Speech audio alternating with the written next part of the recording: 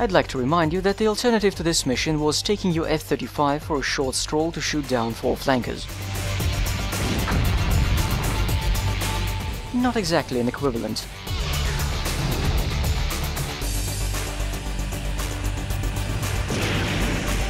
And this mission also has super flankers like S5-1B. But in addition to a record-breaking SAM density, a flight of fulcrums and a flight of fullbacks, if I remember correctly.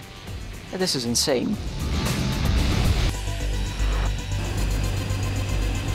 On the bright side, we've cleared 4 missions on the F-22 and 4 missions on the 2 F-16 types. So if the FAQ is not lying, they are one step away from their second videos. Also, I've cleared 3 missions on the Super Hornet and the 2 F-35 types, so they're probably close too.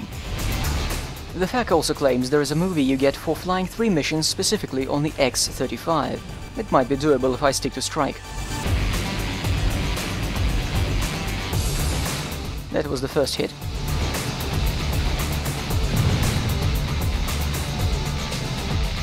And here comes the second one.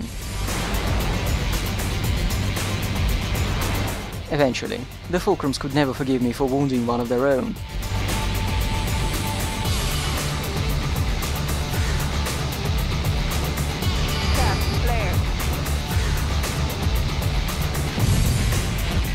I wonder if the damage model is completely random when it comes to killing you.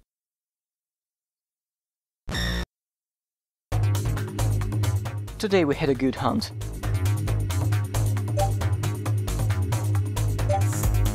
Special? What did I do to unlock it? Let's go and investigate. The enemy's final stronghold has fallen. No, not the story ending again. No, not the credits. Here. Apparently I killed many tanks. This is a tank, a notoriously difficult vehicle to simulate in an entertaining fashion unless you turn it into a third-person shooter with a bitching damage model. With a more realistic approach, you have to model one guy who can't see shit and has to drive, one guy who can't see shit and has to aim, and one guy who sees somewhat better but has to rely on the other two for everything.